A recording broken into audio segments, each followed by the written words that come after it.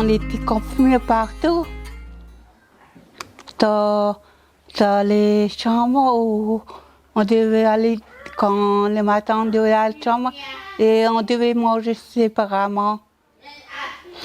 Et ça nous fait du mal. Ouais, parce que je pouvais pas rentrer à la maison, je pouvais même pas me manquer et tout. Pendant le confinement, je jouais au Uno, je prenais le champ, un peu ennuyé. Vous étiez chez qui, Marie, pendant le Chez mes confinement? parents, j'écoute la musique et tout. Le foyer me manque. Bon, moi je suis resté à la maison. Alors bon, il y a eu des choses positives comme quoi j'ai pu m'occuper, j'ai pu faire le ménage, j'ai pu promener le chien. La gymnastique. On a fait des perruques. J'ai dû travailler au foyer à cause du virus.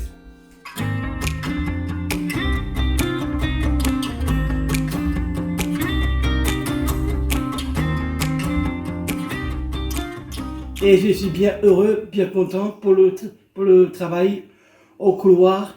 Ça me évite de sortir à cause du virus.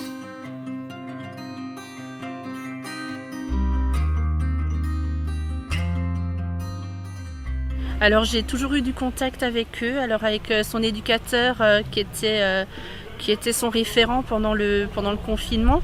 Donc du coup on avait un contact minimum une fois par semaine avec lui. Donc soit il m'appelait, soit on s'écrivait en SMS ou bien on s'écrivait par mail.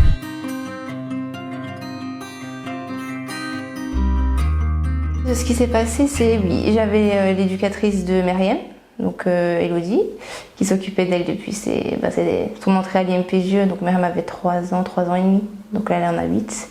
Donc ça fait comme de la famille quoi du coup.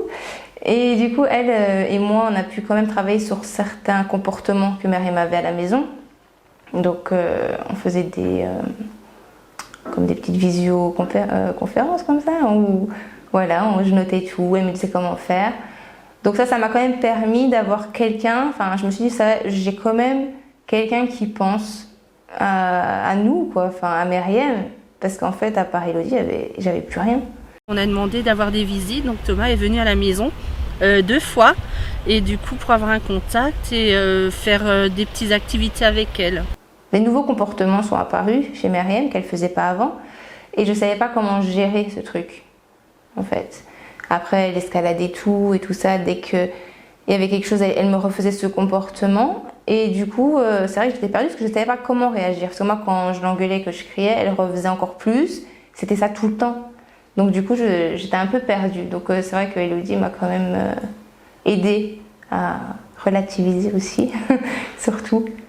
Moi, j'étais très contente d'avoir ce contact avec eux et je trouvais ça vraiment super. Ça t'a fait plaisir? Oui. Oui.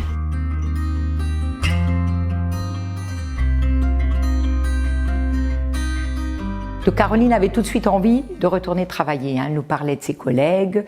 Et donc nous, on s'est dit, on ne pourra pas la laisser prendre les transports en commun. Donc avant, elle prenait le vélo pour aller à la gare.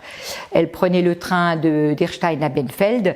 Mais après, voilà, comment peut-on contrôler si effectivement, parce que si quelqu'un s'approche d'elle, très vite, l'affectif reprend le dessus. Voilà, comment désinfecter régulièrement les mains après avoir touché les sièges. Donc on a décidé avec mon mari qu'effectivement, si elle retourne travailler, on l'emmènerait le matin, on la rechercherait le soir. On savait que ce serait une petite contrainte parce que c'est vrai que ça passe vite, 16 heures, ça arrive vite. Elle est contente parce qu'en même temps, ça lui fait un petit peu un chauffeur particulier. Mais j'avoue, elle me parle souvent quand même du ticket de train.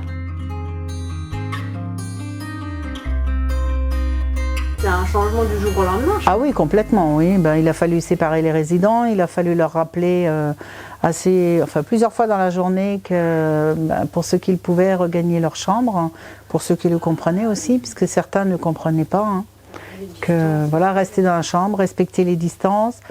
Ils n'avaient plus le droit de nous faire des bisous, ni nous serrer la main, donc tout ça c'était très compliqué pour eux au départ. Bon, au départ, c'est comme dit, c'était difficile parce que bon, les gens, même nous, on était un peu perturbés par le fonctionnement parce que bon, en général, quand on sort, voilà, on part, et on emmène les résidents. Et là, on était tous ensemble et puis quelque part, on a eu un lien tout à fait différent avec les résidents et avec nous aussi parce que on était les seuls à les côtoyer tous les jours et je trouvais que ce lien était vraiment génial, fort, ouais. Nous avons été mobilisés, Fabienne, Peggy et moi au moulin, donc au même endroit, au même moment. Et du coup pour nous ça a été une nouvelle expérience et on a pu échanger avec d'autres personnes, connaître d'autres personnes, voir un nouvel environnement et ça a été une expérience très enrichissante pour nous. Je crois que pour moi ça a été pareil, comme disait Ayman, une expérience super enrichissante parce qu'on a découvert une nouvelle équipe. D'ailleurs ça s'est très bien passé, ils ont été très accueillants, des résidents très attachants. Le plus dur émotionnellement, je veux dire, c'était de les savoir enfermés dans leur chambre et autorisés à sortir qu'un quart d'heure par jour. Je crois que c'était ce qui nous pesait le plus. Pour moi, c'était aussi une expérience très enrichissante, même si au départ, il y avait l'appréhension non seulement du Covid, mais du travail avec les adultes, parce que c'est quelque chose que j'ai très rarement fait dans ma carrière. Les résidents ont été exceptionnels aussi, de savoir qu'ils restaient vraiment enfermés. Ils ont été exceptionnels à rester calmes, à nous accueillir avec des sourires, dans leur capacité, vraiment nous montrer qu'on était les bienvenus. Et donc ça, c'était vraiment super beau à voir. Alors on espère pouvoir garder des liens après cette expérience. Première prise de service uniquement avec un collègue de Bolvillers. Tout ça lié au fait que voilà, il y avait des malades, c'était très, très difficile à gérer. Après, grosse cohésion quand même au sein de l'équipe.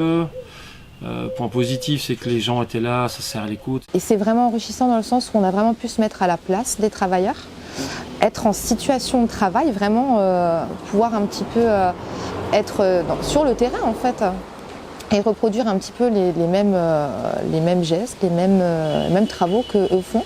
Donc ça nous a aussi vachement remis en question sur notre pratique professionnelle, sur notre accompagnement. Ce que j'ai pu faire en étant encore redéployé, c'est que j'avais donné mon numéro personnel, chose que je n'ai jamais faite de ma vie dans mon travail. J'ai donné mon numéro perso à une majorité des jeunes de l'IMPRO. S'ils avaient des besoins, climat extraordinaire, réaction un petit peu appropriée. Donc on faisait des apéros WhatsApp, c'était génial. Bon, avec les plus âgés, ceux qui se débrouillent le mieux, ça c'était top.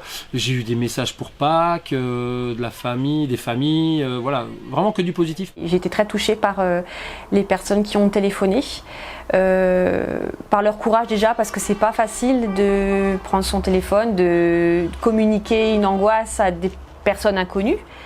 Réussir à mettre des mots dessus et j'ai trouvé ça vraiment bien et moi j'ai trouvé ça très enrichissant parce que ce sont des personnes qui nous ont, qui m'ont apporté un petit peu de lumière au quotidien parce que j'étais seule chez moi pendant des journées complètes et effectivement ça nous permettait d'avoir un contact et c'était des personnes très chaleureuses qui étaient reconnaissantes pour le peu qu'on pouvait leur apporter. De voir tant de personnes arriver de l'extérieur, les aides, tant bien que les éducateurs du moulin, ça fait bizarre. Mais d'un autre côté, voir l'entraide qu'il y a, c'est quelque chose de bien. Et c'était vraiment, vraiment chouette cette expérience parce que ça nous renvoie à qui on est et ce pourquoi on a choisi de faire ce métier. Et je suis très, très contente de ça.